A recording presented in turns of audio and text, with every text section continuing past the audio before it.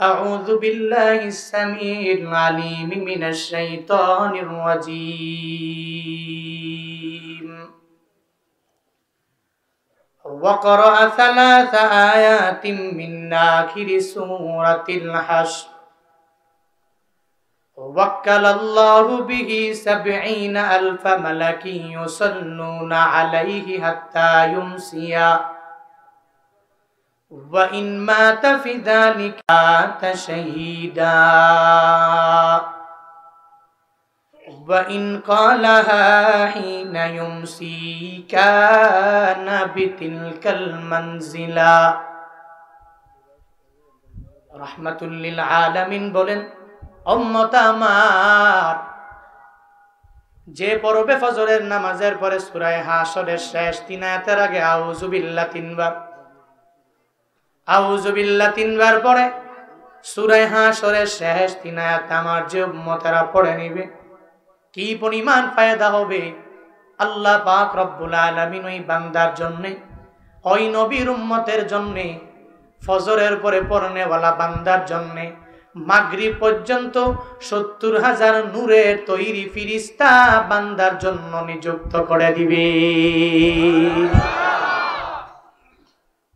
কোন দামি দামি ফেরেশতা বলে আমগো বাংলাদেশের পুলিশের মতো না, র্যাবের মতো না, আর্মিদের মতো না, সেনাবাহিনীর মতো না, যাদেরকে টাকা দেওয়ার মাধ্যমে নেতা থেকে ছুটাইয়া নিয়ে চলা যায়। টাকা দিলে নিযুক্ত থাকি, টাকা না দিলে ওই নেতার বিরুদ্ধে বদনাম করে। যেই নেতার থেকে খাইতে পারে ওই নেতার গুণগান গায়, ওই নেতার পেছনে পেছনে দৌড়ায় যায়। কিন্তু আল্লাহ বলেন না রে গোলামেরা, দুনিয়ার কোন বান্দাকে আমি আল্লাহ তোমার জন্য নিযুক্ত করি নাই, দুনিয়ার কোন প্রশাসনকে নিযুক্ত করি নাই। তুই এত সুন্দর করে আমি আল্লাহর সিফাতি নামগুলো ফজরের নামাজের পরে সকালবেলা হিনা ইউসবিহু যখন সকাল হয়ে গেল তখন তুমি জবান দিয়া বের করে দিলা। আমি আল্লাহ তোরে কি পরিমাণ মায়া করব জাননি। 70,000 ফেরেশতা আমি আল্লাহ নিযুক্ত করে পরিসমাপ্তি ঘটাবো না। ওয়া ইন মাতা ফি যালিকাল ইয়াউম মাতা শাহীদা, যদি ওই দিনের বেলাও তোমার মরণ হয়ে যায়, মানে ফজরের নামাজের পরে পড়নেওয়ালা দিনের বেলা মরণ হয়ে গেল, মাগরিব পর্যন্ত এই বান্দার মরণ যদিও স্বাভাবিক মরণ হয়ে যায়, স্বাভাবিক মরণ হিসাবে আমার মাওলার দরবারে পরিগণিত হবে না, শহীদি মরণ হিসাবে পরিগণিত হয়ে যাবে।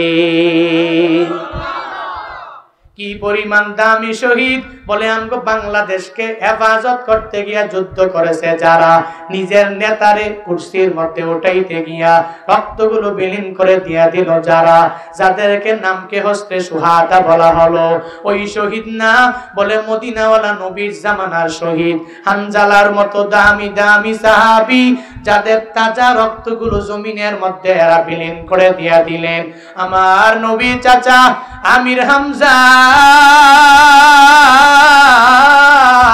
ওই উহুদের ময়দানে কি পরিমাণ শহীদ তাকে করা হলো, দুনিয়া থেকে বিদায় করে দেওয়া হলো। এই দামি দামি সাহাবীরা যেমনে শহীদ হয়ে গেল, বান্দা আল্লাহর গুণগান গাইয়া স্বাভাবিক মরণ হয়েছে, স্বাভাবিক মরণ হবে না, আল্লাহ শহীদি মরণ হিসাবে পরিগণিত করে ফেলবে। শুধু তাই না, বলে এবার সন্ধ্যার পরে যদি পড়ে নেয়, মানে বাদাল মাগরিব যদি পড়ে নেয় কি ফায়দা। ওয়া ইন ক্বালাহা হিনা ইউমসি কানা বিতিলকাল মানজিলা, যদি সন্ধ্যার পরে পরে একই পরিমাণ সওয়াব, বলে ফজর পর্যন্ত আল্লাহ 70,000 দামি দামি ফেরেশতা নিযুক্ত করে দিবে। শুধু তাই না, আবার এর সাথে আমার আল্লাহ যদি রাতের বেলাও ঘুমের ঘরে মরণ হয়ে যায়, মরণটা স্বাভাবিক মরণ, আল্লাহ শহীদি মরণ হিসাবেই গণনায় ধরে নিবে। কি পরিমাণ ফজিলত দেখেছো হে নোয়াখালীর মুসলমানেরা।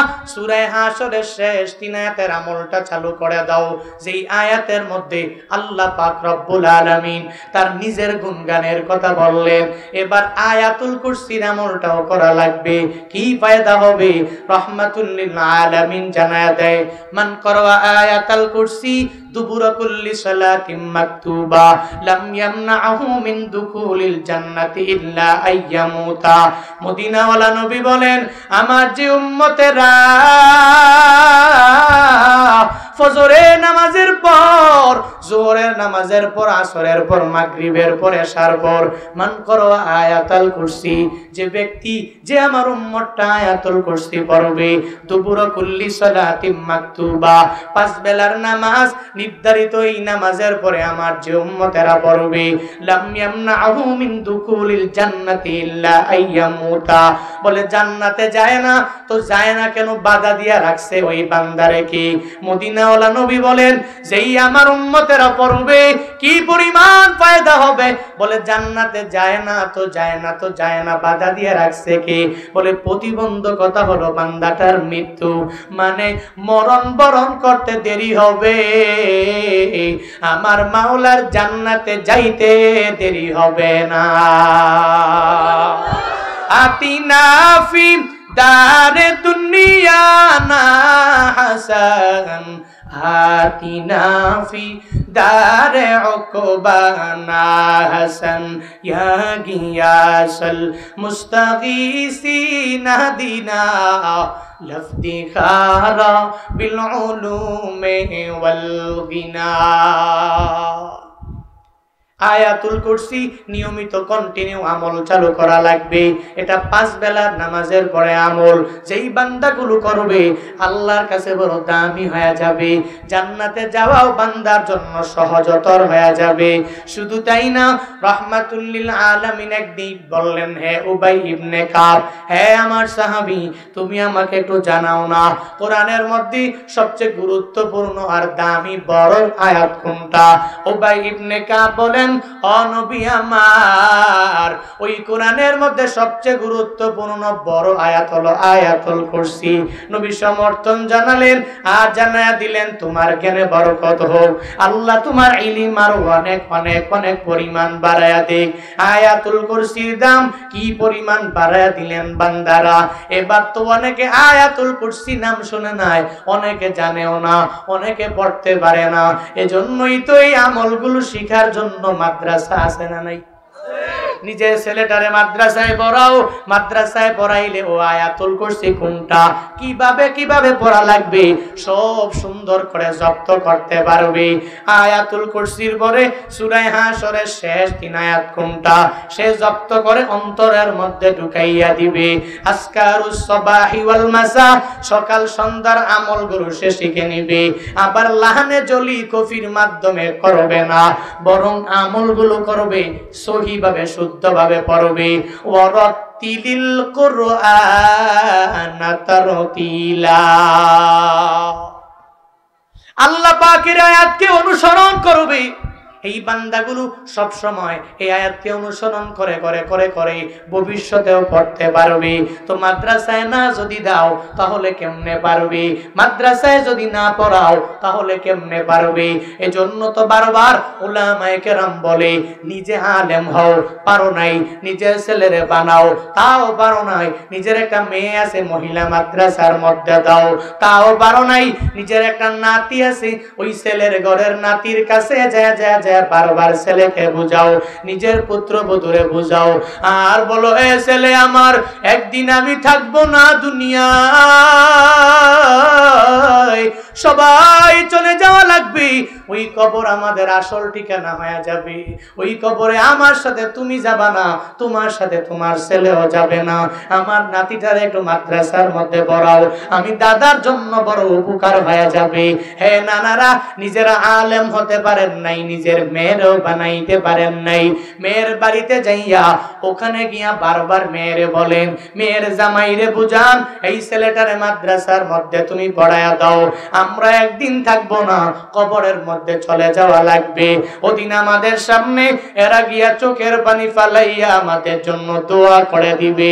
ওই কুড়িগ্রামের নাগেশ্বরীর ঘটনা আমি প্রায় জায়গায় গেলে বলার জন্য চেষ্টা করি, ইন্সপায়ার করার জন্য বারংবার বলি, মাদ্রাসায় পড়াইলে এই ছেলেটা হাফেজ হওয়ার পরে আপনাকে ভুলে যাবে না, ওলামায়ে কেরাম হয়ে যাওয়ার পরে ভুলে যাবে না। বাংলাদেশের বৃদ্ধাশ্রমের দিকে তাকায় তাকায়া দেখো ওই বৃদ্ধাশ্রমের মধ্যে কোনো উলামায়ে কেরামের মা বাবা নাই, কোনো হাফেজে কোরআনের মা বাবা নাই, বাংলাদেশের হক্কানি আলেমের কোনো মা বাবা নাই, হক্কানি কোনো বক্তার কোনো মা বাবা বৃদ্ধাশ্রমের মধ্যে নাই। ওই জায়গায় যত দেখতেছেন মা বাবা বৃদ্ধাশ্রমের মধ্যে ভরে আছে, এদের সন্তান এমন হয়ে যাবে যাদের অন্তরে কোরআন সুন্নাহর জ্ঞান নাই, ঠিক কিনা? এরা এমন পাগল পারা হয়েছে, দুনিয়ার এত বড় পাগল পারা, এরা এদের মা বাবাকেও দেখতে পারে না। ওই মা বাবারে নিয়ে নিয়ে বুড়া হয়ে গেলে বৃদ্ধাশ্রমে দিয়ে আসে। কপাল বড় খারাপ। এরপরেও কত মা বাবা আমার কানে আমি শুনেছি, মাদ্রাসার মধ্যে যদি পড়াও এই ছেলেটা জঙ্গি হয়ে যাবে, মাদ্রাসায় যদি পড়াও বড় হয়ে গেলে বড় পাকনা হয়ে যাবে, মাদ্রাসায় যদি পড়াও তাহলে আমাদেরকে বড় হয়ে গেলে নামাজের কথা বলবে, আমলের কথা বলবে, তাহাজ্জুদি রাখা ওয়াবিনের কথা বলবে, আবার মৌলবাদের মতো লাগবে। কপালের মধ্যে কেমন কেমন যেন একটা ভাস পড়ে থাকবে। একটা মানুষের জবান থেকে আমার শোনা কথা বলে, বর্তমানে বাংলাদেশে মাদ্রাসায় পড়ায় কোনো লাভ নাই, এই ছেলেগুলোরে কেজি স্কুলে দাও, ওই ছেলেগুলোরে প্রাইমারি স্কুলের মধ্যে দিয়া দাও, হাই স্কুলে দিয়া দাও, মাদ্রাসার কোনো এলেম তার অন্তরের মধ্যে লাগবে না।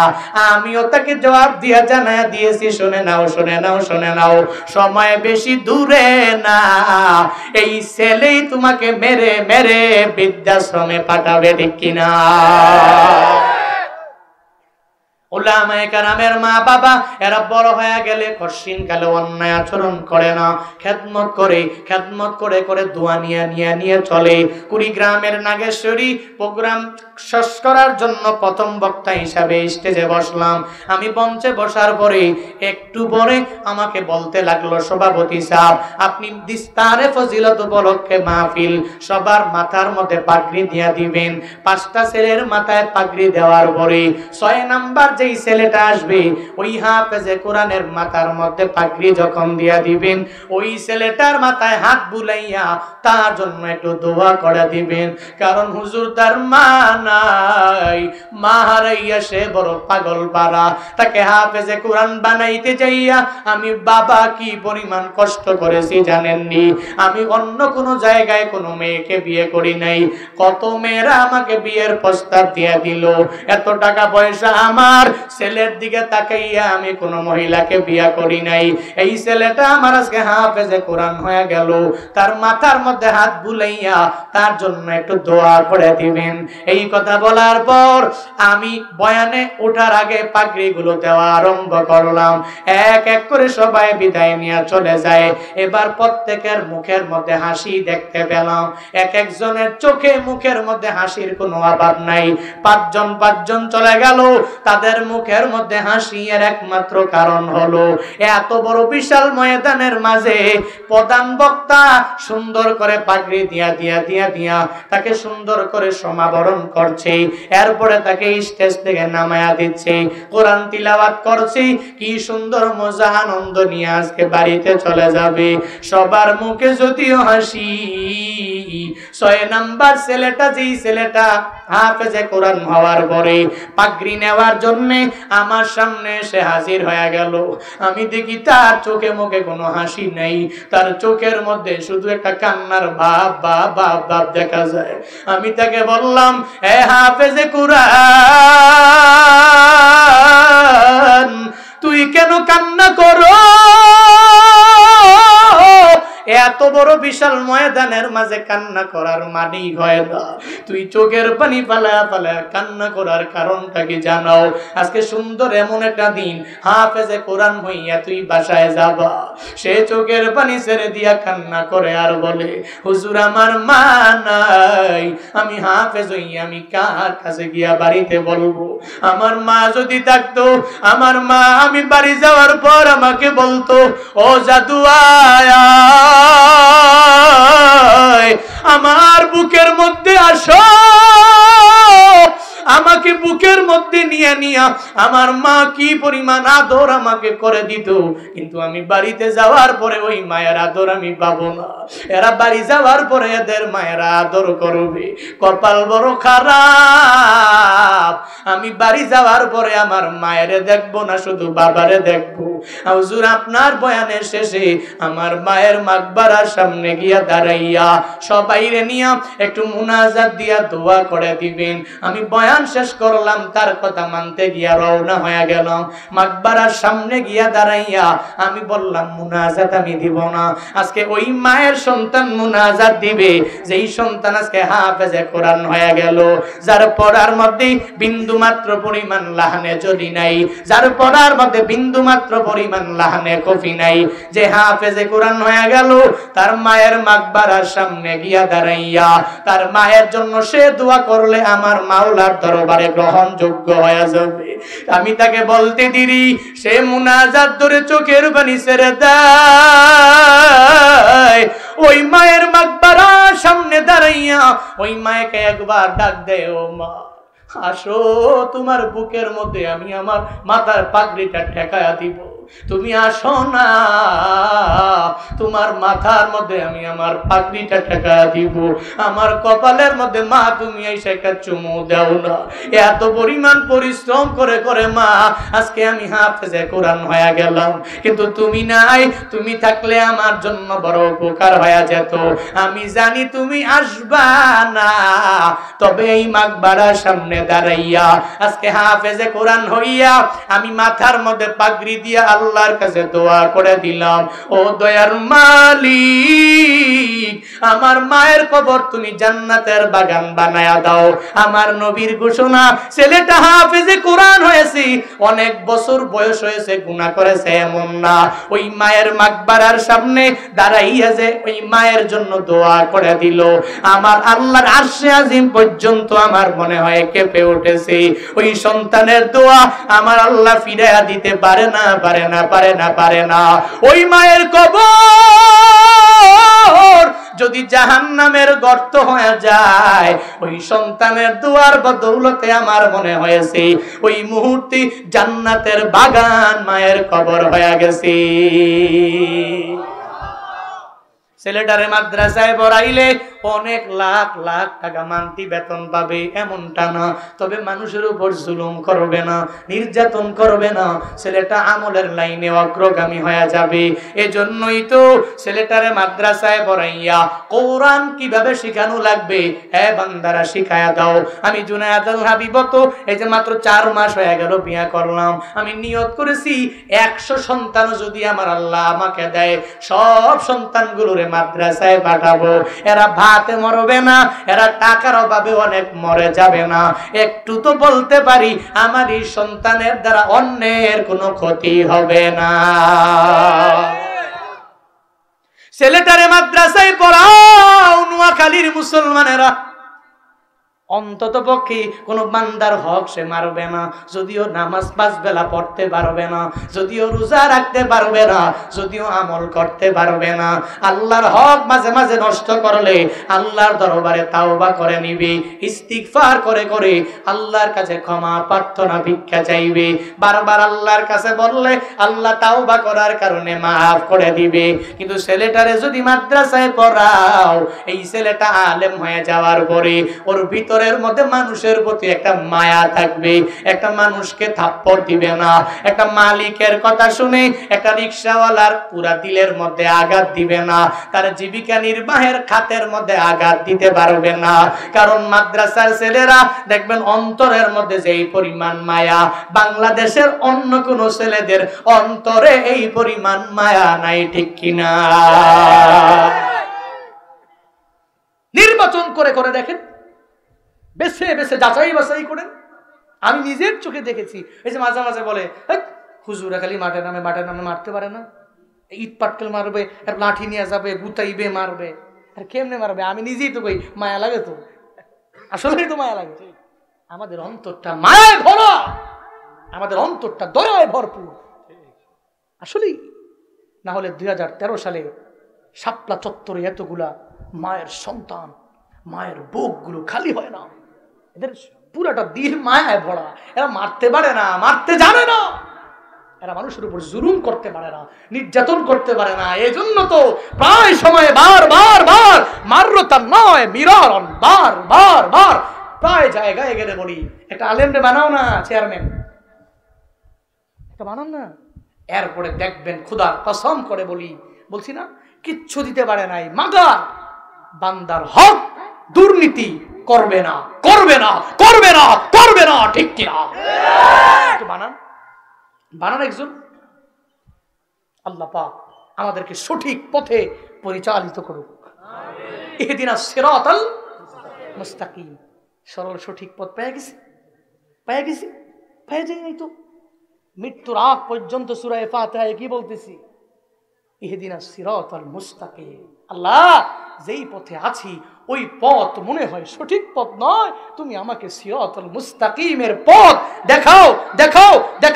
অলরেডি দেখায়া দিয়েছো, পৃথিবীর কোন ব্যক্তির বলার দুঃসাহস নাই। এজন্য ভাই, আল্লাহকে চিনার জন্য, কিছু আমল করার জন্য, আল্লাহর পরিচয় জানার জন্য ছেলেটারে মাদ্রাসায় পড়াবেন। আমি সেটা বলি না যে জাহিরিয়া তালিম উদ্দিন কওমি মাদ্রাসায় দেওয়া লাগবে, আমি বলছি মাদ্রাসায় পড়ান। আপনার যেখানে মন চায়, আপনার আশেপাশে হোক অথবা দূরে হোক, অনেক কাছে হোক অথবা দূরবর্তী হোক, একটু পড়ান। আল্লাহর কসম করে বলি, একদিন পাবেন টের, যেদিন কেউ থাকবে না পাশে, কেউ নাই, সে থাকবে। সে সূরা ইয়াসিন পড়বে, সে সূরা আর রহমান পড়বে, সে সূরা তাকাসুর পড়বে, সে ইখলাস পড়বে, দুরূদ ইব্রাহিম পড়ে, চোখের পানি ফেলা ওদিন আপনার জন্য কান্না করবে। আপনি সেদিন টের পাবেন এই হাফেজে কোরআন, এই আলেমে কোরআনের কি পরিমাণ দাম। আয়াতুল কুরসি কোত্থেকে আসলাম? মাদ্রাসায় পড়ান, ছেলে পারবে। অনেকেই পারে না, নাম শুনে না, গুরুত্ব দেয় না। ওখানে দিলে অন্তত পক্ষে আমলটা শিখতে পারবে, আর কিছু পারুক, আমল পারবে। এবার এই আয়াতের এত দাম হলো কেন? কি বলতেছি আয়াতে? আল্লাহু লা ইলাহা ইল্লা হুয়াল হাইয়ুল কাইয়্যুম। আল্লাহ তো সে আল্লাহ যে আল্লাহ ছাড়া কোনো ইলাহ আছে নাকি? আছে নাকি? আল্লাহ কয়জন? জোরে বলেন, আরো জোরে, মধুর সুরে, একসাথে। গুনাহ হইছে। নেতার নাম যে বললেন, নেতা আসেনি রে, আছে কোন সে নেতা? অমুক ভাই, আরো জোরে অমুক ভাই। এই যে বললেন আমার নেতার চরিত্র ফুলের মতো পবিত্র, কিন্তু আরে নামাজ তো গেছে, জেনা করে বাজবেলা। হ্যাঁ, নেতা আছে না নাই? নেতা আছে, এরকম লিডার আছে, অন্যায় করে, জুলুম করে। বলতেছেন তো ঠিকই, আল্লাহর নামটা বারবার বলেন, ফায়দা হবে কি হবে না? ভাই না উঠলে কিছু হয় না নাকি? অনেক রাত হয়ে গেছে, আচ্ছা আমি গুছিয়ে শেষ করে ফেলবো, দেরি করবো না ইনশাআল্লাহ। একটু যেহেতু আয়াতটা নিয়েছি, শেষ করতে দেন একটু। জি, আল্লাহু লা ইলাহা ইল্লা হুয়াল হাইয়ুল কাইয়্যুম। আল্লাহ বলেন, আল্লাহ তো সে আল্লাহ যে আল্লাহ ছাড়া দুনিয়াতে কোনো ইলাহ নাই, আছে। There is none worthy of worship besides Allah. আল্লাহ ছাড়া পৃথিবীতে আর কেউ আছে? ইলাহ আছে, মাবুদ আছে, হ্যাঁ আছে নাকি? কে দিতে পারে? সামনে নির্বাচন, অনেক নেতারা মাজারে গিয়ে চাইবে, দেখবেন ঠিক কিনা? মাজারের টাকা দিয়া ভরপুর করে ফেলবে। ও মাজারওয়ালা, তুমি আমার একটু নেতা বানাও। আল্লাহ পাক এদেরকে হেদায়েত দান করুন। এরা জানে না, আরে মাজারওয়ালার তো খবর নাই। আল্লাহর কাছে চাও। ইদা সাআলতা ফাসআলিল্লাহ। চাইতে হলে কার কাছে চাওয়া লাগবে? কার কাছে? আল্লাহর কাছে যদি বান্দা চায়, আল্লাহ দিবে কি দিবে না? আল্লাহু লা ইলাহা ইল্লা হুয়াল হাইয়ুল কাইয়্যুম। আল্লাহ বলেন, আমি আল্লাহর পরিচয় হলো আমি আল্লাহ ছাড়া দুনিয়াতে কোনো ইলাহ নাই, দুনিয়াতে মাবুদ নাই, ইবাদত পাওয়ার যোগ্য কেউ নাই। এটা আমি আল্লাহর পরিচয়। বিস্তারিত জানি না, সবাই আল্লাহর পরিচয়ের ব্যাপারে জানে। আল হাইয়ুন, আমার আল্লাহ হলো চিরঞ্জীব। আল কাইয়্যুম, আমার আল্লাহ হলো চিরস্থায়ী। এগুলো হলো আমার আল্লাহর পরিচয়। কার? আল্লাহর পরিচয়। আল্লাহ ছিলেন, আল্লাহ আছেন, আল্লাহ ইন ফিউচারে থাকবেন কি থাকবেন না? পৃথিবীর সব পাহাড়গুলো ধুলায় ধুলায় ধুলায় ধুলায় মিশে যাবে, সব লন্ডভন্ড হয়ে যাবে। ইদা জুলজিলাতিল আরদু জিলজালাহা, পৃথিবী কম্পনে প্রকম্পিত হয়ে হাসরের ময়দান যেদিন কায়েম হয়ে যাবে, কেউ থাকবে না, বাকি থাকবে আমার আল্লাহ। কুল্লু মান আলাইহা ফান ওয়া ইয়াবকা ওয়াজহু রাব্বিকা যুল জালালি ওয়াল ইকরাম।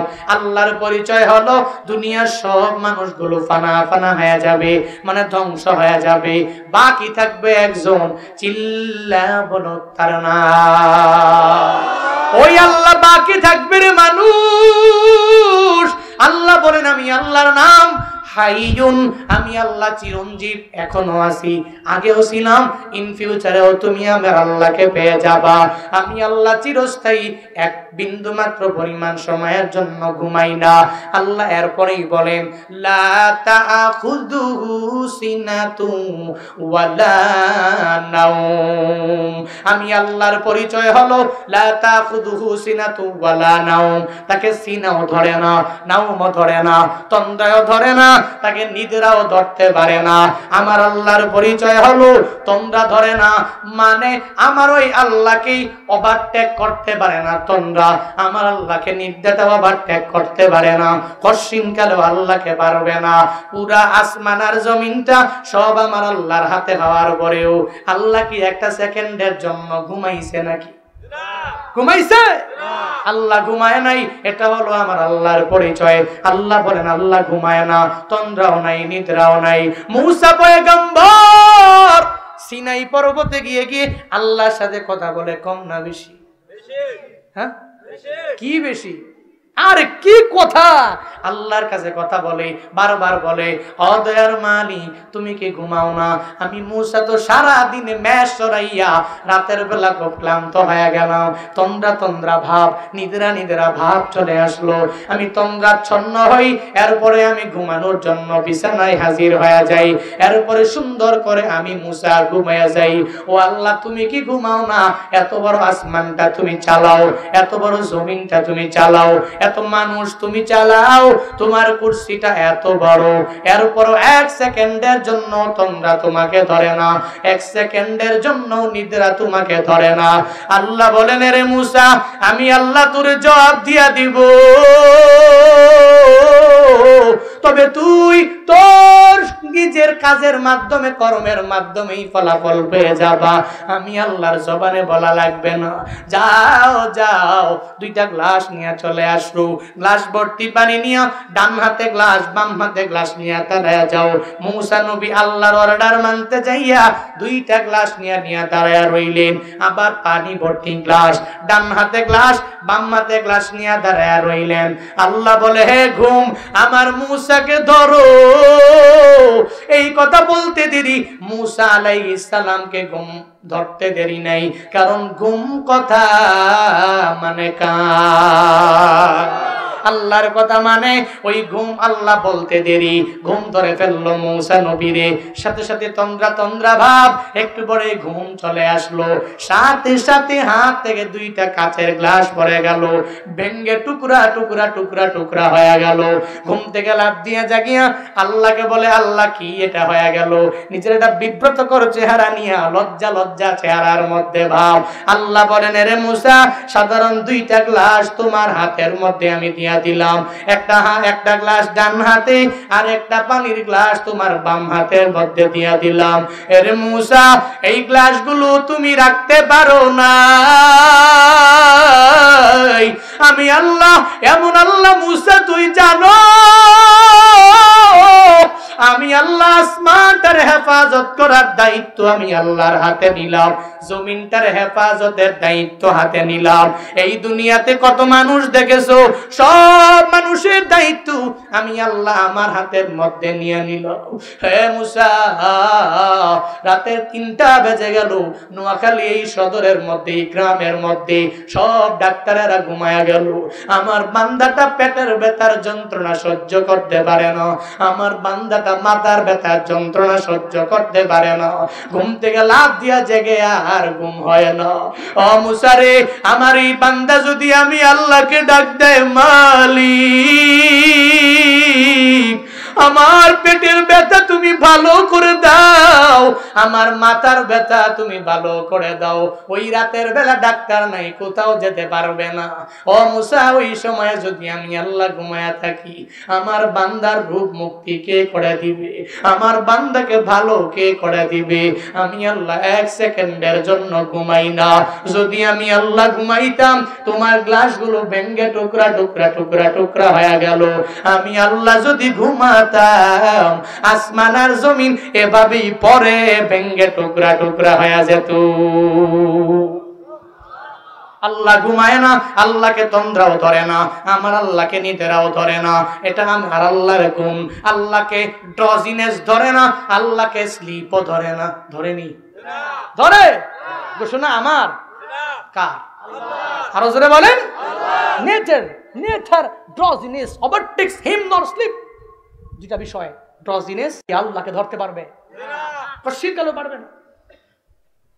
লা তাখুযুহু সিনাতুম ওয়ালা নাওম, আল্লাহকে সিনাও ধরে না, আল্লাহকে নাওমও ধরে না। এরপরে আল্লাহ বলেন লাহু মা ফিস সামাওয়াতি ওয়া মা ফিল আরদ, এই সব কিছু যা দেখো আসমানের নিচে জমিনের উপরে, এই সব কিছু একজনের, চিল্লা বলো তার নাম। আল্লাহ বানাইছেন, আমারে কে বানাইছে? আপনারে কে বানাইছে? আপনার মা বাবারে কে বানাইছে? আপনার পরিবারের কে বানাইছে? হুয়াল্লাহুল খালিকুল বারিউল মুসাউবিরু লাহুল আসমাউল হুসনা ইউসাব্বিহু লাহু মা ফিস সামাওয়াতি ওয়াল আরদ ওয়া হুয়াল আজিজুল হাকীম।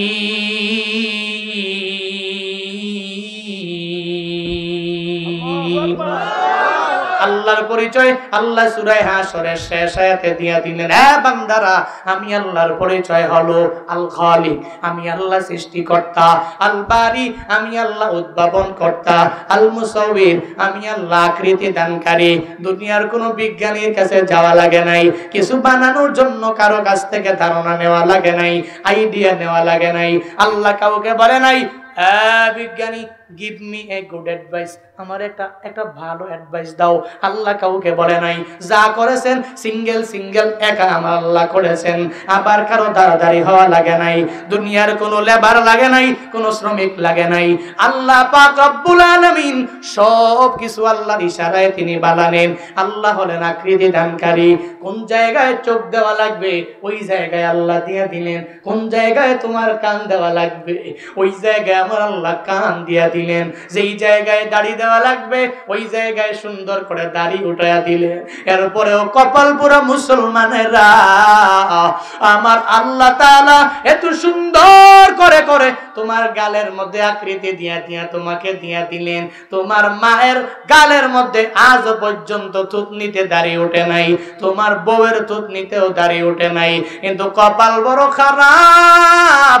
আমগো যুবকেরাও আমাদের মা বোনদেরকে ফলো করতে যাইয়া আল্লাহর আকৃতি গালের মধ্যে থুতনির মধ্যে আল্লাহ দিয়া দিলেন। এগুলারে ক্লিন শেপ করে করে আমার আল্লাহর আকৃতিকে অস্বীকার করে করে সে জানায়া দেয় আমার দাড়ি লাগবে না, আমি দাড়ি ছাড়াই আমারে লাগে সুন্দর। আমিও বলি সুন্দর লাগে না, মাইয়াদের থুতনির মধ্যে দাড়ি ওঠে না, তোমারও দাড়িতে থুতনিতে দাড়ি নাই, তাহলে বোঝা গেল পুরুষ মহিলা সাওয়া সাওয়া।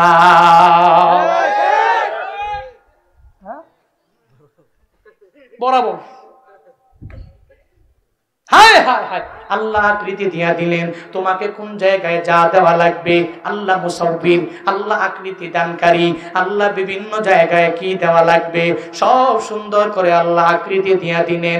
আসমান আর জমিনে যা কিছু সুন্দর সুন্দর করে সাজানো আছে, ওই যে মেঘালয় রাজ্যের পাহাড় আমাদের ত্রিপুরা থেকে যাওয়ার পরে আসামের আগে ওই জায়গায় পাহাড়, আমগো খাগড়াছড়ির সাজেকের পাহাড়, বান্দরবানের পাহাড়, কক্সবাজার রামুর পাহাড়, উখিয়ার পাহাড়, যত বড় বড় দেখো আল্লাহ কোন বিজ্ঞানীর বলা লাগে নাই হ্যাঁ বিজ্ঞানী কোন জায়গায় কোন পাহাড় দিব, কতটুকু উঁচু দিব, কতটুকু মিডিয়াম দিয়া দিব বলা লাগে নাই। এগুলো বানাইছেন একজন, চিন্তা বলো তার না। আল্লাহ বানাইছেন লাহু মা ফিস সামাওয়াতি ওয়াল আরদ, আল্লাহ পাক আসমান আর জমিনের ভিতরে যা আছে সব কিছুর মালিকানা তার। লাম মানে ফর, তার জন্য তার জন্য তার জন্য সব কিছু আমার আল্লাহ বানালেন। লাহু মা ফিস সামাওয়াতি ওয়া মা ফিল আরদ মান যাল্লাযী ইয়াশফাউ ইনদাহু ইল্লা বিইজনি। এবার আল্লাহ বলেন কে আছে এমন আমি আল্লাহর অনুমতি ছাড়া, অর্ডার ছাড়া, মানজা কে আছে এমন আল্লাযী ইয়াশফাউ ইনদাহু, তার নিকট শাফায়াত করবে, সুপারিশ করবে, ইল্লা বিইজনি, আমার আল্লাহর অনুমতি ছাড়া। অনুমতি কারো নাই, আমি বক্তারও নাই, কোন শ্রোতার নাই, কোন বড় বড় হক্কানি আলেমের নাই। আল্লাহ যারে দিবে সে সুপারিশ করার ক্ষমতা রাখবে। আমার মদিনাওয়ালা নবীরে ওই সুপারিশের বড় একটা পাওয়ার আল্লাহ দিয়া দিলেন। আমার নবী মাকামে মাহমুদে হাসরের ময়দানে থাকবি, ওই মাকামে মাহমুদে আমার পয়গম্বর আমার জন্য তোমার জন্য কান্না করবে, উম্মতি উম্মতি বলে কান্না করবে। ওই দিন আল্লাহ নবীকে আদেশ দিবে, নবী সুপারিশ করবে, আল্লাহর অনুমতি ছাড়া কেউ সুপারিশ করতে পারবে না। মান যাল্লাযী ইয়াশফাউ ইনদাহু ইল্লা বিইজনি ইয়ালামু মা বাইনা আইদিহিম ওয়া মা খালফাহুম। বান্দা তোমার সামনে যা এটা কে জানে? আল্লাহ। হ্যাঁ, আমার সামনে কি আছে আমি জানি? ওই প্যান্ডেলের পরে পর্দার পরে কি আছে জানা নাই, আল্লাহ জানেনি। বান্দা তোমাদের সামনে যা আছে আল্লাহ জানে, তোমাদের পিছনে যা আমার আল্লাহ জানে, অতীতেও যা হয়েছে তোমার যদিও মনে নাই আল্লাহর মনে আছে, এখন যা হচ্ছে তোমার যদিও মনে নাই সব আমার আল্লাহ জানে, ইন ফিউচারে যা হবে সব ব্যাপারে আমার আল্লাহ জানে। এটাই হলো আমার আল্লাহর গুণ। বান্দা তোমার সামনে যা আছে আল্লাহ জানে, পেছনে যা আছে আল্লাহ জানে। ইয়ালামু মা বাইনা আইদিহিম ওয়া মা খালফাহুম ওয়া লা ইউহিতুনা বিশাইইম মিন ইলমিহি ইল্লা বিমা শাআ। ওয়া লা ইউহিতুনা, পরিবেষ্টন করতে পারবে না, বিশাইইম মিন ইলমিহি, তার ইলমের কোনো কিছু ছিটা ফোঁটা পরিবেষ্টন করে যেতে পারবে না, ইল্লা, হ্যাঁ তবে পারবে, বিমা শাআ, যতটুকু ইচ্ছা মানুষকে ইলম দেন তিনি, তার মনের ইচ্ছা অনুযায়ী যতটুকু দেন অতটুকুই সে অর্জন করতে পারবে, কিন্তু আল্লাহর ইলমের সাথে আসবে। কথা বলেন না কেন? আল্লাহর ইলম কত বড়! মুফাসসিরিনে কেরাম বলেন একটা বড় সাগর, ওই সাগর থেকে তৃষ্ণার্ত একটা পাখি আসলো, আইসা এক ফোঁটা পানি তার ঠোঁটে নিয়ে চলে গেল। সাগরের পানি অনেক কমে গেছে নাকি? কমে গেছে, অর্ধেক চলে আসছে। তাহলে এই পাখির ঠোঁটে এক ফোঁটা পানি যে আসলো, পুরো পৃথিবীর যত ফকিহ, যত মুসান্নিফ, যত আছে উলামায়ে কেরাম, যত বক্তা যা আছে না আছে সব উলামায়ে কেরাম, মুহাদ্দিস, শাইখুল হাদিস সব মিলে বলা হয়ে থাকে, বলে ওই পাখিটা যেরকম ভাবে এক ফোঁটা পানি ঠোঁটে করে নিয়ে আসলো, এটা হচ্ছে পৃথিবীর সব মানুষের ইলম। আর এই সাগরের পানি পানি পানি পানি এর চাইতেও ডাবল ডাবল ট্রিপল আরো অনেক বেশি আমার আল্লাহ তাআলার ইলম। ওয়ালা ইউহিতুনা বিশাইইম মিন ইলমিহি ইল্লা বিমা শাআ। তিনি যাকে ইচ্ছা তাকেই দেন, কিছু দেন ইলম, তবে তার ইলমকে যে পার হয়ে যাবে এমন কোনো ব্যক্তি নাই। ওয়াসিআ কুরসিয়্যুহুস সামাওয়াতি ওয়াল আরদ, আল্লাহর কুরসিটা কি বড়! 7 আসমান 7 জমিন এর চাইতে বড়। আরো জোরে পড়েন, আরো জোরে পড়েন। এই যে কুরসি কুরসি কুরসি, মনে করছেন যে এতটুকু চেয়ার, এতটুকু আরশে আজিমের সেই কুরসি না, কত বড়! আবু যর গিফারি নাম শুনেন নাই? রাদিয়াল্লাহু তাআলা আন, পতিত দোষের এক সাহাবী, তার বর্ণনা তিনি বলেন, নবীকে একদিন আমি বলতে শুনেছি, নবী বলেছেন যে আল্লাহর কুরসিটা কি পরিমাণ বড় তোমরা কি জানো? জানা নাই। আল্লাহর কুরসিটা এত বড়, একটা বিশাল ময়দান। এই বিশাল ময়দানের মাঝে যদি একটা ছোট্ট আংটি ফেলে দাও, এই বিশাল ময়দানের কাছে আংটির বিন্দু মাত্র পরিমাণ মর্যাদা নাই।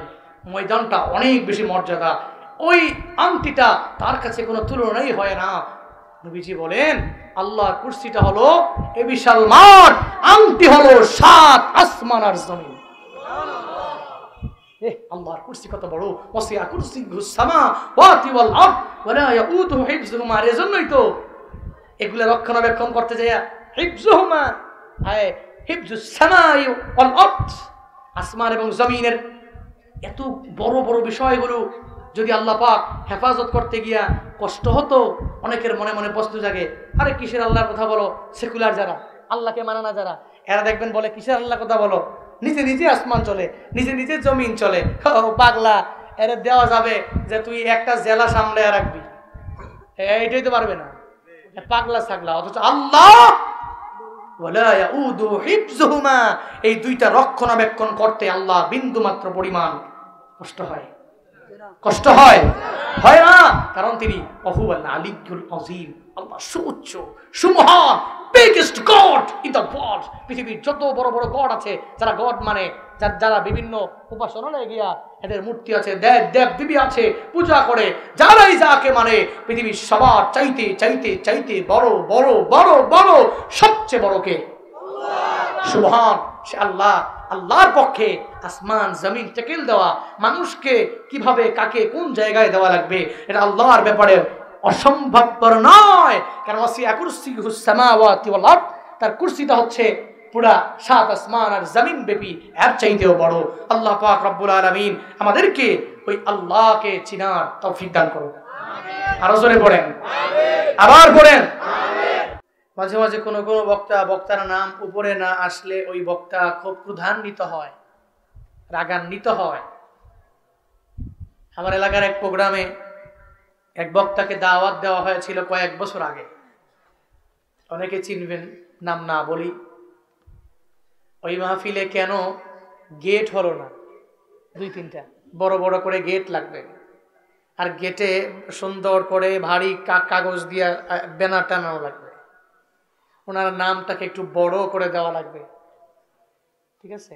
উনি আসছেন, আসার পরে যখন দেখছেন যে গেট টেট নাই, গাড়ি ব্যাক করে দিয়েছেন দৌড়। কমিটিও বড় চালাক, এরা গাছ আটকে ধরছে। এরকম কিছু আলেমও আমাদের বাংলাদেশে আছে না নাই? তাদের নাম উপরে নিচে দিলে এরা রাগ করে। তো এই জন্য গত 3 দিন আগেও আমাকে একজন টেলিফোন করে বলছেন যে একটা কাজ তো করে ফেলছি। কি করছেন? ভুল করছি। কিসের ভুল? আপনার নাম একবার নিচে দিছি। আমি বললাম এটা কিসের ভুল? এর চেয়ে আর ভালো কাজ হতে পারে না। আমার নাম উপরে দিলি কি, আর মাঝখানে দিলি কি, আর নিচে দিলি কি? আমি কে? দাওয়াত দিয়েছেন, আমি যাবো, বয়ান করবো, শেষ। এখানে আবার উপরে নাম দিলে আমি আল্লাহর দরবারে বড় কবুল, আমার হাদিয়ার টাকা অনেক বেশি, আমার গাড়ি আর একটা 2-3টা বাড়বে, বাড়ি কয়েকটা মালিক হব। যদি এমন হতো তাহলে ভাবতাম আর কি একটু। তো এগুলা কিচ্ছুই যেহেতু হবে না, দুনিয়াও না আখিরাতও না, তাহলে এটা নিয়ে এত বাড়াবাড়ির দরকার কি? কবুলিয়াতের শর্ত নাম উপরে, নাম মাঝে, নাম নিচে, এটা নয়। আল্লাহ বান্দার নাম দেখে না, চেহারা দেখে না, জুব্বা দেখে না, যে সাদা কালার পরলো না কালো পরলো, কি টুপি লাগাইলো নাকি লাগাইলো না, আল্লাহ বান্দার ওটা দেখে না। আল্লাহ দেখে বান্দার দিল, বান্দার অন্তর, কি পরিমাণ একনিষ্ঠ দিল নিয়ে সে কাজ করে, কি পরিমাণ তাকওয়া নিয়ে সে ইবাদত করে, এটা আল্লাহ দেখেন। এই জন্য আল্লাহর দরবারে আমরা এত কিছু বড় বড় হওয়ার দরকার নাই যে আমি এটা, আমি ওটা, আমি সেটা, আমি এটা, আমার নাম লাগবে, আমার এখানে ওঠা লাগবে, যশ লাগবে, খ্যাতি লাগবে, দরকার নেই। যা আছেন, যা আসি, আলহামদুলিল্লাহ বলার উদ্দেশ্য হচ্ছে এখানে অনেকের নাম আসে নাই, অনেকে কষ্ট করেছেন, পরিশ্রম করেছেন। আমাকে শুরুতে একটু উচ্চ কণ্ঠে আওয়াজ দিয়ে বলবেন, মোবারক এই মজলিস পেয়ে আপনারা খুশি না বেজার? কম না বেশি? তাহলে শুরুতেই দোয়া করছি, আজকের এই মাহফিলের ব্যাকগ্রাউন্ডে যাদের অক্লান্ত পরিশ্রম রয়েছে, আল্লাহ পাক রব্বুল আলামিন প্রত্যেককে দুনিয়া এবং আখিরাত উভয় জগতে কল্যাণকামীদের অন্তর্ভুক্ত বানান। সকলে পড়ি আমিন। আরো জোরে পড়ি আমিন। আমরা যারা কষ্ট করে এসেছি আল্লাহ পাক আমাদেরকেও কবুল করুন। আবার পড়েন আমিন। সর্বোপরি শুকর আদায় করছি ওই আল্লাহ পাকের, যিনি আমাদেরকে সুস্থ শরীরে দূর দূরান্ত থেকে আমাকে আসার, আপনাদেরকে বসার, আমাকে কিছু আলোচনা বলার, আপনাদেরকে শোনার তৌফিক দান করেছেন। ওই রবের দেওয়া জবান দিয়ে, শক্তি দিয়ে, রবের শেখানো কালিমাতুশ শুকর সকলে প্রাণ খুলে মন উজাড় করে চিল্লায় একবার করে সমস্বরে পড়ি আলহামদুলিল্লাহ। আর জোরে পড়ি আলহামদুলিল্লাহ। সমস্ত প্রশংসা কার? আল্লাহ। আরো জোরে বলেন আল্লাহ। আমাদের প্রশংসা কে পাবে? আল্লাহ। কেন পাবে? আল্লাহ আসমান দিয়েছেন তো, জমিন দিয়েছেন তো, আমাকে বানাইছেন তো, আমার মা বাবার মাধ্যমে দুনিয়াতে আমাকে আনছেন তো। ওই রবের প্রশংসা কম না বেশি? মেম্বারের প্রশংসা গুণগান আমরা কম গাই না বেশি গাই? চেয়ারম্যানের গুণগান, মেম্বার অফ পার্লামেন্টের গুণগান, সামনে ইলেকশন, ঠিক কিনা? এর নেতা যদি এর নামাজি হয় বা না হয় ওগুলা দেখার টাইম নাই। নেতার গালে দাড়ি আছে কি নাই ওগুলো দেখার টাইম নাই। এদের সামনে ইলেকশনে টাকা যার কাছ থেকে বেশি পাবে, বাঙালি তার পেছনেই অনেক পরিমাণে দৌড়াবে শুধুমাত্র একটা পাতি নেতা হওয়ার লক্ষ্যে। কিন্তু যারা ইসলামী দলগুলোর পেছনে দৌড়ায়, ওরা চায় এদেশের মানুষগুলো একটু ভালো থাকুক। কারণ উলামায়ে কেরাম, আলেম যদি মেম্বার হয়, চেয়ারম্যান হয়, এমপি হয়, আল্লাহর কসম করে বলতে পারি কতটুকু দিতে পারলো না পারলো ওগুলো ফ্যাক্ট না। ওই আলেমের দ্বারা অন্তত পক্ষে আপনার মতো গরিবের কোনো ক্ষতি হবে না। এই বিশ্বাস আপনাদের আছে তো? যারা জুলুম করে ওরাও জানে যে উলামায়ে কেরাম যদি আসে তাহলে দুর্নীতি থাকবে না, তাহলে গুলুল থাকবে না, জুলুম থাকবে না, নির্যাতন চলে যাবে, মানুষের উপর অন্যায় আচরণ করবে না, আদালত কায়েম হবে, ইনসাফ কায়েম হবে, গরিবের বেলায় যেই বিচার হবে ধনীর বেলায় একই বিচার হবে। এটা ওরা জানে, কিন্তু জানার পরেও নিজেদের ক্ষমতার লোভের পেছনে পড়ে এটা মানতে চায় না, ঠিক কিনা? আল্লাহ ওদেরকে হেদায়েত দান করো, আমিন। আরো জোরে পড়েন আমিন। আমি বলি না যে সব আলেমের হাতে আপনি দেন, আপনি চালান, তবে ভালোভাবে চালান, আপনি চালান, ভালোভাবে চালান। আমরা তো চাই না, আপনার বিরোধী না আমি, আপনি চালান, তবে আদালত কায়েম করেন, ইনসাফ করেন। শুধু হুজুরের বেলা এক বিচার হবে, আর যে হুজুর না, সেলিব্রিটি নায়ক নায়িকা, তার বেলা আরেক বিচার হবে কেন? এটা কেমন কথা? হুজুরের বেলা এক বিচার, নায়কের বেলা আরেক বিচার। এজন্যই তো একদিন, 2 দিন, 3 দিন, 4 দিন, 5 দিন আল্লাহ পাক ফেরাউনকে ধ্বংস করেছে, নমরুদকে ধ্বংস করেছে, ঠিক কিনা? আলাম তারা কাইফা ফাআলা রাব্বুকা বিআসহাবিল ফিল। আলাম তারা, হয় আলাম তাআলাম, নবী আপনি কি জানেন না আমি আল্লাহ তাদের সাথে কি আচরণ করেছি? এরা হাতি নিয়ে আমার কাবাকে ধ্বংস করতে আসছিল, কি একটা আচরণ এদের সাথে করেছি, আপনি কি দেখেন নাই? আপনি কি জানেন না যে আল্লাহ ফেরাউনকে ধ্বংস করতে পেরেছে, নমরুদকে ধ্বংস করতে পেরেছে, নমরুদকে ঘাট ধরে ধাক্কা দিয়ে নামায়া দিতে পেরেছে, যে আল্লাহ হস্তি বাহিনীকে ঝাঁকে ঝাঁকে পাখি পাঠিয়ে তৈরন আবাবিলের মাধ্যমে ধ্বংস করতে পেরেছে। ওই আল্লাহ এখনো আছে, যারা এই জুলুমের মাত্রা বাড়ায়া দিবে, অত্যাচারের মাত্রা বাড়ায়া দিবে, দুনিয়ার কোনো মানুষ লাগবে না, আল্লাহর পক্ষ থেকে সাহায্যের মাধ্যমে এদেরকে মসনদ থেকে ঘাট ধরে ধাক্কায়া ধাক্কায়া নামানো হবে, ঠিক কিনা? নারায়ে তাকবীর, আল্লাহু আকবার। সময় আসবে, এমন সময় আসবে, we are waiting for that time. আমরা সবাই অপেক্ষমান ওই সময়ের জন্য। আল্লাহ পাক খুব অচিরেই আমাদের সামনে ওই সময়টা আনুক। সকলে পড়ি আমিন। আরো জোরে পড়েন আমিন। আবার পড়েন আমিন। এবার কারো গায়ে লাগলে আমার দোষ নাই, কারণ যার গায়ে লাগবে সে জালেম, জালেমের পক্ষে আমার বলাই লাগবে, বিপক্ষে বলাই লাগবে, মাজলুমের পক্ষে আমার বলাই লাগবে। As a Muslim, as a speaker, this is my responsibility. যদি মনে করেন আপনার অন্তরে লেগেছে, দাগ কেটেছে, এটা আপনার ব্যক্তিগত ব্যাপার, কিন্তু একজন মুসলিম হিসাবে আমাকে বলা লাগবে। আমি জালেমের পক্ষ নিতে পারি না, আমি মাজলুমের পক্ষে। আল্লাহ পাক মাজলুমকে জালেমের জুলুম থেকে হেফাজত করুন। আরো জোরে পড়েন শুকর কার? আরো জোরে কার? আল্লাহ। আল্লাহ আল্লাহকে এমন বন্ধু বানানো লাগবে, দুনিয়াতে ক্লোজ বন্ধুর মাধ্যমে তো মোটামুটি নামাজ ছাড়লাম, ক্লোজ বন্ধুদের কথাবার্তায় রোজা ছাড়লাম, ক্লোজ বন্ধুদের কথাবার্তায় আমল ছাড়লাম, মা বাপ ছাড়লাম, কি পরিমাণ অন্যায় করলাম ক্লোজ বন্ধুদের মাধ্যমে, এদের প্ররোচনায় পড়ে। কিন্তু কপাল কি পরিমাণ পড়েছে বন্ধু বানানোর কথা আল্লাহকে, তার রাসূলকে, ওয়াল্লাযীনা আমানু, যারা ঈমানদার তাদেরকে, এদেরকে যদি বন্ধু বানায় তাহলে কোনো চিন্তা আছে? দুনিয়ার চিন্তা, আখিরাতের চিন্তা, কোনো চিন্তা নাই, কোনো ভয় নাই। আল্লাহকে যে বন্ধু বানায় তার কোনো চিন্তা থাকে না, ঠিক কিনা?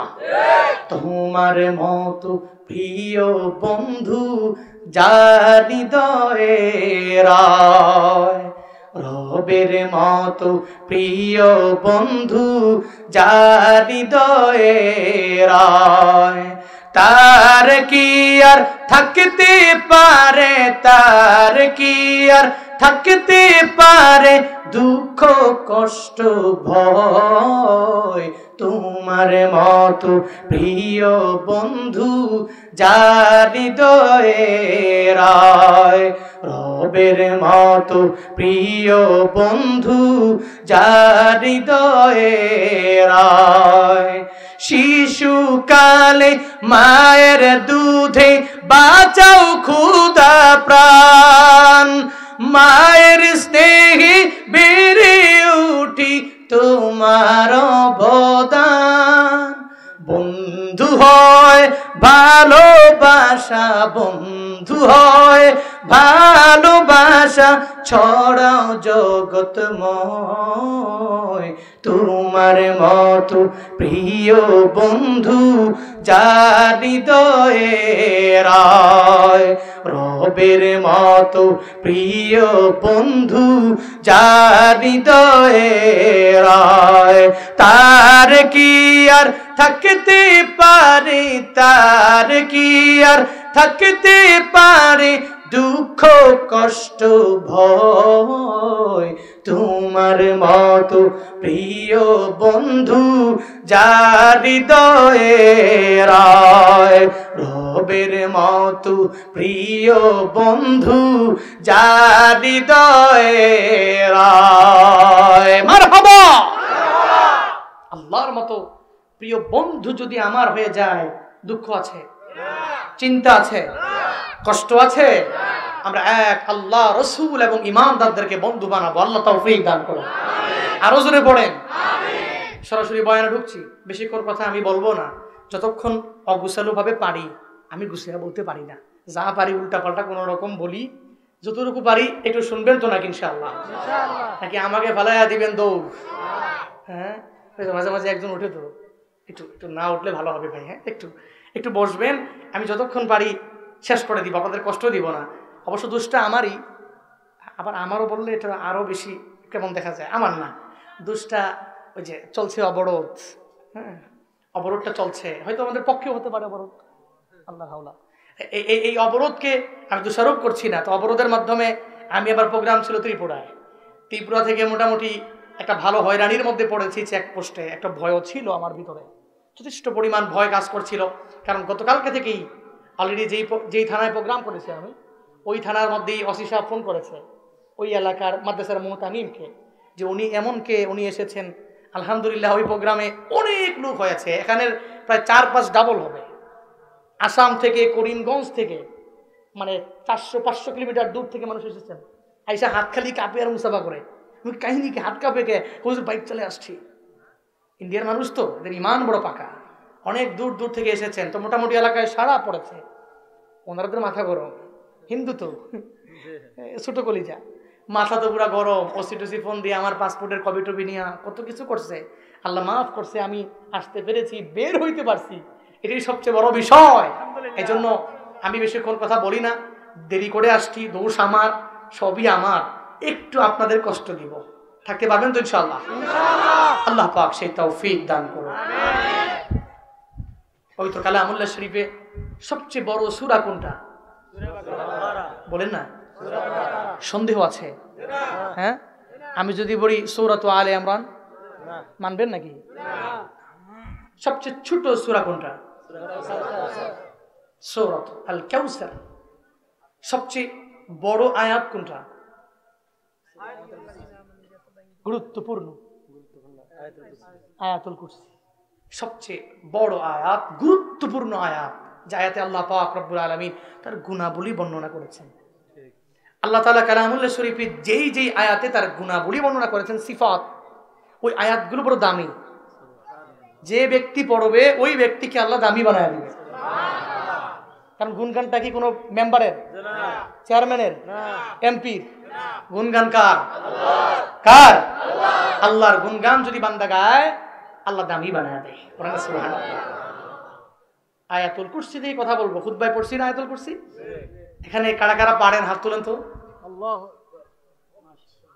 আয়াতুল কুরসি, আল্লাহু লা ইলাহা ইল্লা হুয়াল হাইয়ুল কাইয়্যুম, পারেন তো?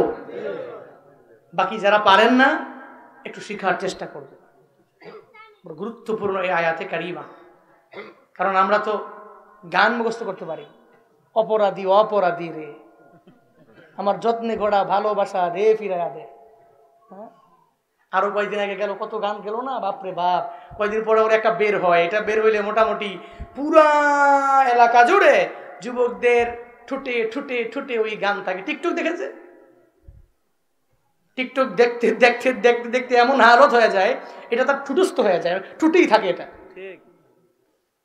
কিন্তু কপাল পোড়া মুসলমান একটু আয়াত মুখস্থ করতে পারে না। আল্লাহ পাক যেই যেই আয়াতে কারিমার মধ্যে আল্লাহর গুণাবলী বর্ণনা করেছেন এগুলো দামি হয়েছে। সূরা হাশরের শেষ 3 আয়াত আল্লাহর গুণগান, আয়াতুল কুরসি আল্লাহর গুণগান। এই যে গুণগানগুলো আল্লাহ গাইলেন, এইগুলা পড়লেও দামটা কম না বেশি? ফায়দা কম না বেশি? সূরাতুল হাশরের শেষ 3 আয়াত, ফজরের পরে যারা পড়ে, মাগরিবের পরে যারা পড়ে, ফায়দা জানেন না? উপকার জানেন না? পুরস্কার জানেন না? প্রতিদান জানেন না? অনেক বড় প্রতিদান। মাদ্রাসার প্রোগ্রাম অল্প টাইমের মধ্যে কে আছেন হুজুর এই মাদ্রাসায় আমি আমার আব্বা আম্মার নামে, কার নামে? আব্বা আম্মার নামে, আমার সন্তানের নামে এরা সুন্দর করে পড়াশোনা করবে, মাদ্রাসার মধ্যে আমি দিব 500, 1000, 2000, 5000, যে